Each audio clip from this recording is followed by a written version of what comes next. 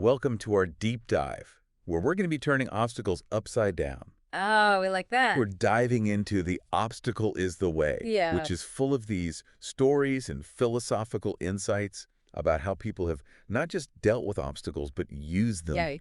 to their advantage. Yeah. And we've got some pretty amazing figures in here, like John D. Rockefeller, who thrived during financial crises, Mm-hmm. even a Civil War general known for some pretty unorthodox tactics, and even Exactly. Steve Jobs and his reality distortion field make an appearance. Yeah, it really emphasizes that it's not about having some kind of superpower to avoid challenges, Right.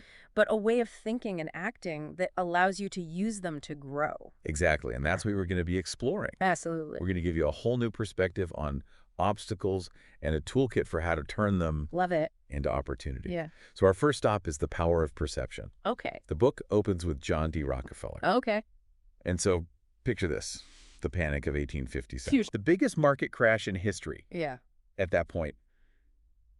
Businesses are dropping like flies. Oh, wow. And Rockefeller is this young guy just starting out as a bookkeeper. Okay. But instead of panicking, he's observing and using this Oh, wow. financial chaos as a learning opportunity. Yeah, that's an interesting way to put it, because he didn't just, sit back and watch. Right. He actively studied the situation. Yeah. He was trying to figure out, why others were failing. And I think that's where he developed this discipline Right. to not just react emotionally or impulsively to a situation, but to really observe and learn from it. Right. And this ended up serving him incredibly well throughout his career. It makes me wonder, how often do we let our fear or panic actually cloud our judgment when we're facing an obstacle? Yeah, that's such a great point. I Yeah. mean, think about it. When we're stressed, we don't always make the best decisions. Right. And so learning to, kind of stay calm in the midst of that chaos is a real skill. Yeah, well, and he ends up becoming one of the Right. most successful businessmen of his time. Absolutely. And then there's Ulysses S. Grant, another great example of staying cool under pressure. Literally. Under fire. Literally. The book talks about how a shell exploded right next to him during the Civil War, and he didn't even flinch. Wow. It's just incredible. It's interesting, though, because I don't think Grant's unflappability was just luck. Right. I think it was a very cultivated composure. Yeah. Think about how astronauts train.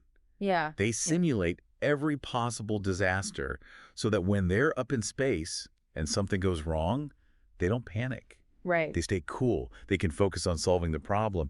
And Grant had that same kind of nerve control. Mm-hmm. It allowed him to really focus on strategy and problem solving instead of getting swept up in the emotions of war. Can you imagine the pressure of leading an army and still being able to think clearly Oh my gosh. and strategically? That level of emotional regulation. It's mind-boggling, isn't it? Mind-blowing. Right. It reminds me of how astronauts are trained to avoid panicking in those Right. high-stakes situations Exactly the same principle. that the book mentions. Astronauts, just like Grant, are working in environments where a small emotional slip-up could be fatal. Yeah.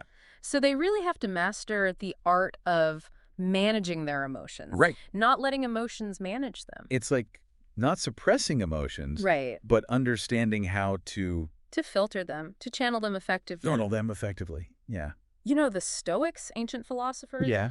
they actually had a term for this freedom from irrational emotion. It's called apatheia. Apatheia. Apatheia, yeah. Ap- And it doesn't mean becoming some emotionless robot. Right. It's about learning to filter and manage our emotional responses. So you're not reacting Exactly. With- Think about a time when you reacted impulsively to a challenge. to... Do you think practicing apatheia could have helped you see the situation more clearly Yeah. and maybe make a better decision? Interesting.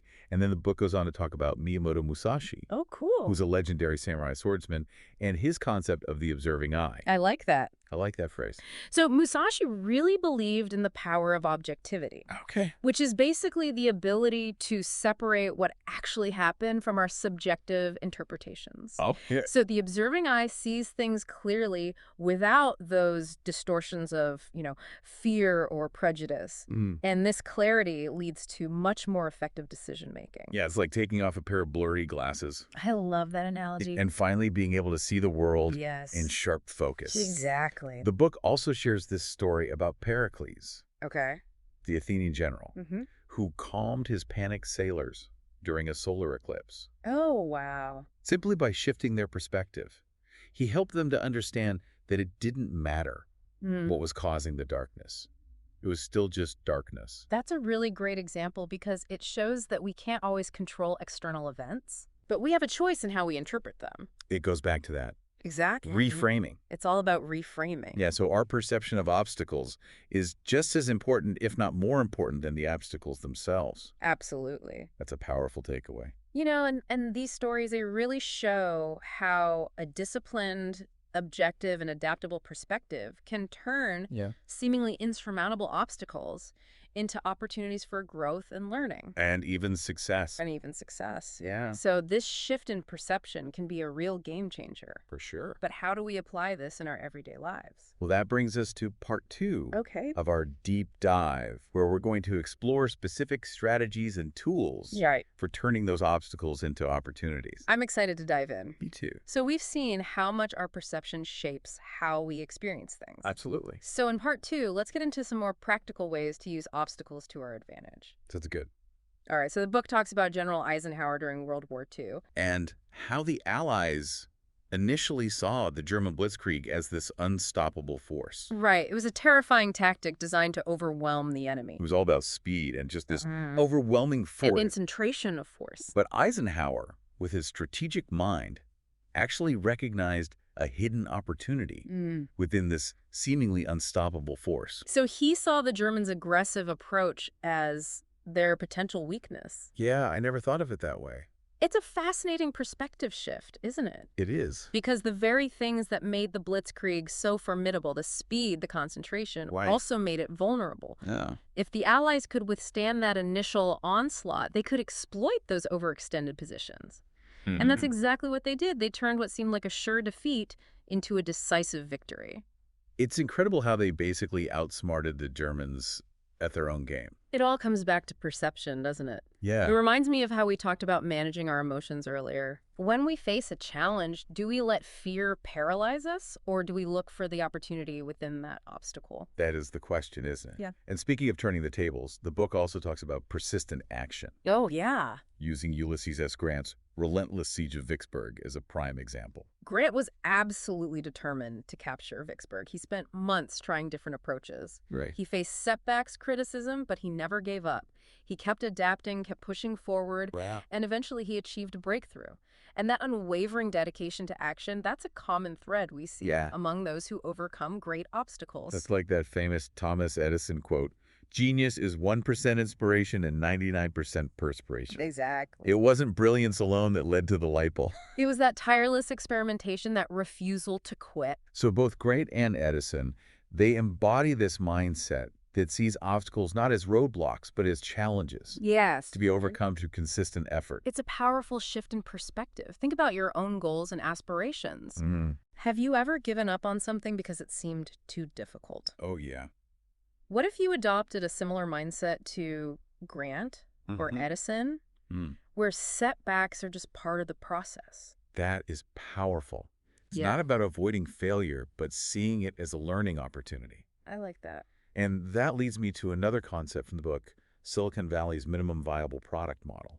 Oh, the MVP. Yeah. The MVP model embraces failure as part of the process. So instead of trying to create a perfect product from the start, Right. You launch a basic version, get feedback, and then iterate. it's like that saying, fail fast and fail often. Exactly. But in a constructive way, Yeah. you view failure as feedback, not as a setback. And that allows for faster learning and adaptation. So we should see it as an opportunity to refine our approach. Precisely. I love that perspective. Yeah. But how do we cultivate that kind of resilience, that determination, especially when things get really tough? Yeah. It's not just about seeing it differently. It's also about that inner strength to actually overcome it, Right. Action and willpower. that grit that we need. It's about taking those insights and turning them into real tangible action. Mm. And that's where the example of baseball pitcher Tommy John comes in. His story's incredible. It is. I mean, he faces this career-ending injury, Right. goes to this experimental surgery with a tiny chance of success, and then goes on to have this incredibly long and successful career. And not just that, Yeah. but then his son suffers this near fatal fall. Right. And he applies that same mindset to helping his son recover. It's so inspiring. It really is. It's like this perfect example of focusing on what's within our control. Right, and the Stoics had a phrase for this. Yeah. Ase seminen ta uk aphimen. What does that mean? It means what is up to us and what is not. Okay. So it's about directing our energy towards what we can influence. Not wasting it on things we can't. Exactly. And that includes, not dwelling on the past or worrying about the future. Right, because all that does is drain our energy. Absolutely. It makes those obstacles seem even bigger. The book talks about businesses started during economic downturns. Oh, yeah. Like their founders didn't have the luxury of getting bogged down in fear and uncertainty. They had to focus on the present, on solving those immediate challenges. And that focus on taking action, that became their greatest asset. Exactly, and it helped them not only survive, but thrive. It's like by being so busy taking action, they didn't have time to get caught up in the fear. Right. Action is the antidote to fear. And that reminds me of Steve Jobs. Oh, yeah. And his reality distortion field. He seemed to bend reality to his will. It's like he was achieving the impossible. Well, he had this unwavering belief in his vision. Yeah. And he was able to inspire others to see it too. So he was constantly challenging assumptions. Right. Refusing to accept no. Pushing everyone beyond what they thought they could do. And it's like he redefined what was possible. So we've talked about perception turning obstacles into opportunities and this unwavering will. What are the key takeaways you want to leave our listener with? Well, I think there are three main things to remember. Okay. First, you have more control over your perception of obstacles than you realize. By practicing objectivity, regulating your emotions, shifting your perspective, you can diminish their power and even uncover hidden opportunities. It's not about ignoring the problem, but looking at it differently. Exactly. The second thing is that persistence is key. Okay. Taking consistent action, even small steps. Yeah. Embracing failure as feedback, all of that is essential for overcoming obstacles. So don't give up. Keep refining your approach and learn from those setbacks. Right, because that effort can lead to amazing breakthroughs. I like that. And the third takeaway. The third takeaway is about cultivating that unwavering inner will. Okay. It's what allows us to persevere through challenges, to stay focused on our goals. It's about equipping ourselves with the mental and emotional tools to deal with those tough situations. Exactly, because it's not about avoiding challenges. It's about facing them head on with a new mindset. And a strengthened will. It's about realizing that the obstacle truly is the way. That's the key. So as we wrap up this deep dive, I want to leave our listener with one final thought. Okay. What if we shifted our perspective and saw obstacles not as roadblocks, but as stepping stones? Interesting. What if every challenge we overcome makes us stronger, more resourceful? Yeah. What if it leads us somewhere we couldn't have imagined? That's a powerful image. So keep exploring these ideas. See how you can apply them to your own life. And always remember, The obstacle is the way. the obstacle is the way.